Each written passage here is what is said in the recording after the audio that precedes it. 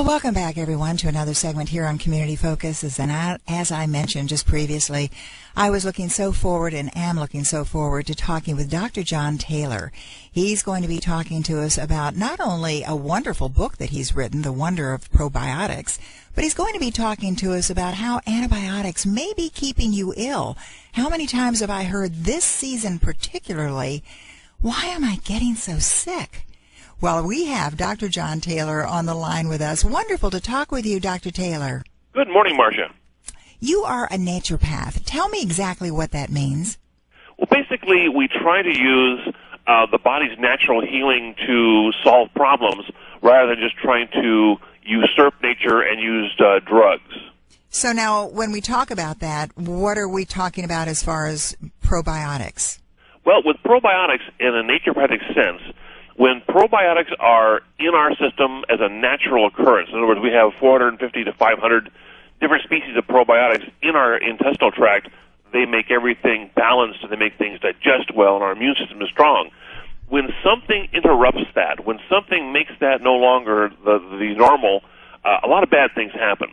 And if we can just put those good things back in our system, a lot of good things will happen. So you can imagine, as the author of The Wonder of Probiotics, I am a probiotic specialist. This is one of my specialities in my naturopathic degree, and I actually am a formulator of probiotic products.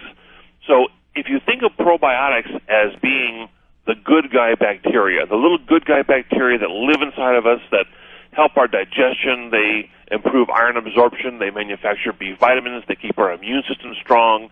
These are something that you need to be consuming at every meal. I recommend maybe 10 to 15 billion, that's billion with a B, wow, every day, and it really makes a huge difference in your health. Well, now, what does this do as far as that, and how does it compare with those things that some people are taking just to help your digestive tract? Like which product are you speaking? Acidophilus. Okay, there you go. Acidophilus, there's a lot of very, very funny names.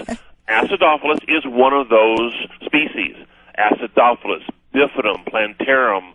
There are a lot of different names for these different bacteria, and the reason why I recommend taking a product that has many different kinds is they all have their own special tools, they all have their own special duties, and you want to have a rounded a version of them.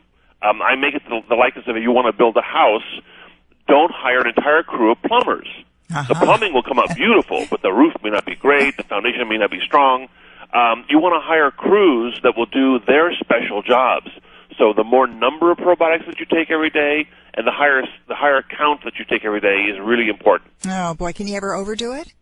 No, it's almost impossible because the body handles them so regularly. They're a natural part of what should be there. Mm-hmm. If you were to overtake them and take too many, the body will just let them pass through harmlessly and they will do no harm. Oh, boy. Well, now, speaking of overdoing it, that's what my next question is.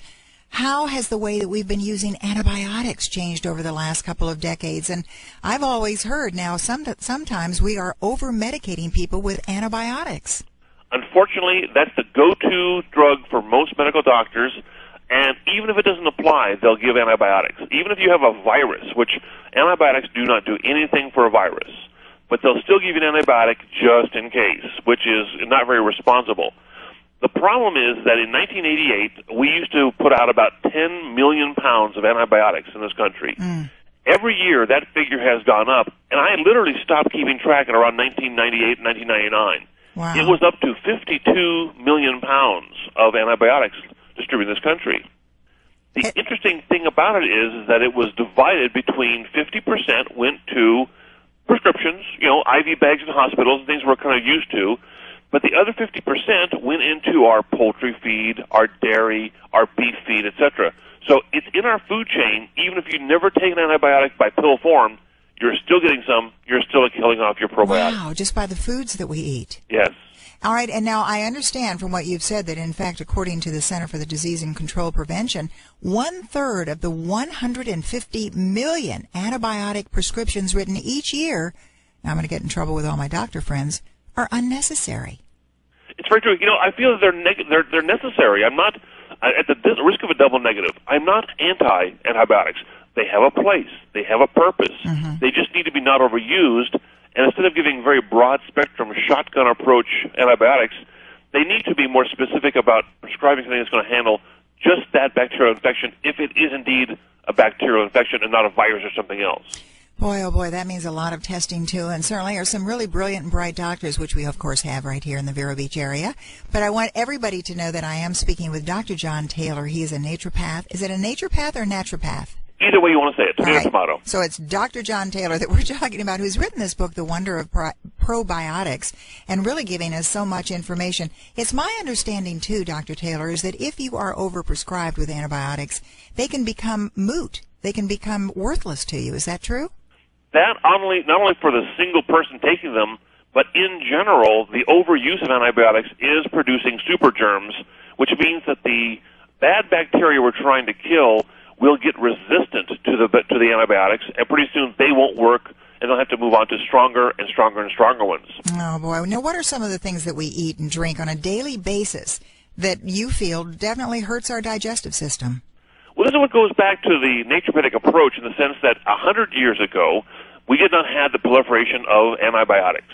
The other things that kill off our probiotics also weren't around. We weren't consuming massive amounts of carbonated sodas. Our natural water supply was not chlorinated. We weren't putting preservative chemicals in our food. Drugs and alcohol. Alcohol's been around for a long time, but most of the drugs were not really around. People wouldn't come in contact with them. So all of these things that kill off our probiotics weren't around 100 years ago. So that's why we're living in a very different world, and we need to constantly, every day, reboost ourselves up, refill that bank, put those probiotics back.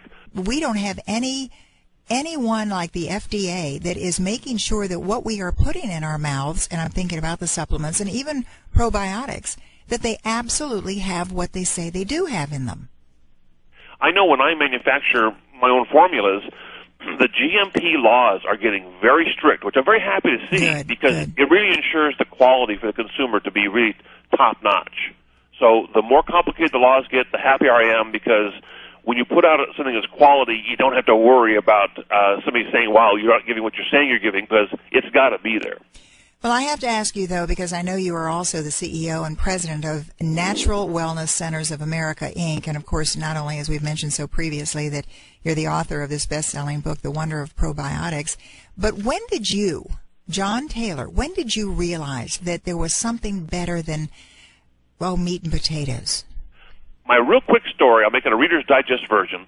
At 35 years of age, I developed cervical arthritis to the point I could not move my neck. I had to go on heavy medication. I didn't know what else to do. Then the medication started to tear up my stomach and my liver.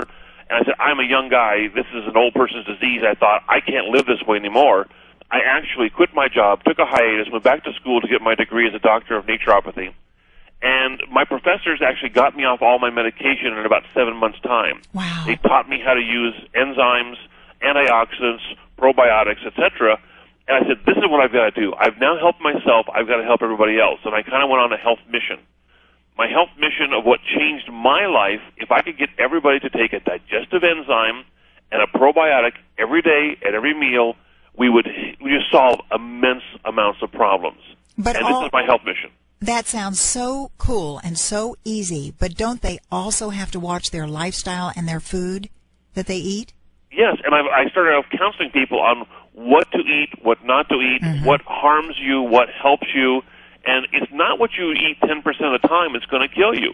If you're going to have your burger and fries, fine, but don't make that 100% of your diet. You've got to try to eat better foods more often. Have the treat if that's what you want. So you've got to have some balance. But then also take those probiotics. And, you know, I love listening to this because quite often I keep thinking there's got to be one pill we can take that makes everything perfect.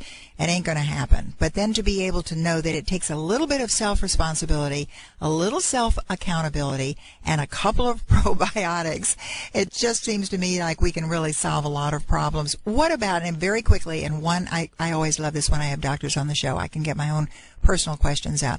I have a member of my family, I have a very good friend, who has terrible, terrible headaches.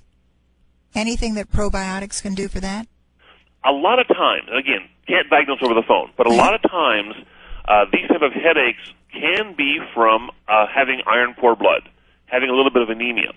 And what we found is that if you do not have good probiotics in your intestinal tract at all times, You could take the iron by mouth. It could go in a pill form or food form, but it will never transfer across the gut barrier, get into the blood, and actually help that person. Boy. Yeah. I'm going out to get your book. I'm going to get your book tomorrow. The minute I get out there and get to a bookstore, the Vero Beach Book Center, I'm going to get it. If they don't have it, I'll have them order it. The name of the book is The Wonder of Probiotic, and you've been listening to Dr. John Taylor. Am I correct in that saying The Wonder of Probiotics? The Wonder of Probiotics. If your listeners would like to read a free excerpt, they can actually go to nwcnaturals.com. Right at the top, you can get a free reading of some of the book. Cool. Thanks so very much. We're out of time. Wish we had hours. Dr. John Taylor, thanks so much for being with us. Marcia, it was a pleasure. Thank you so much. Bye now.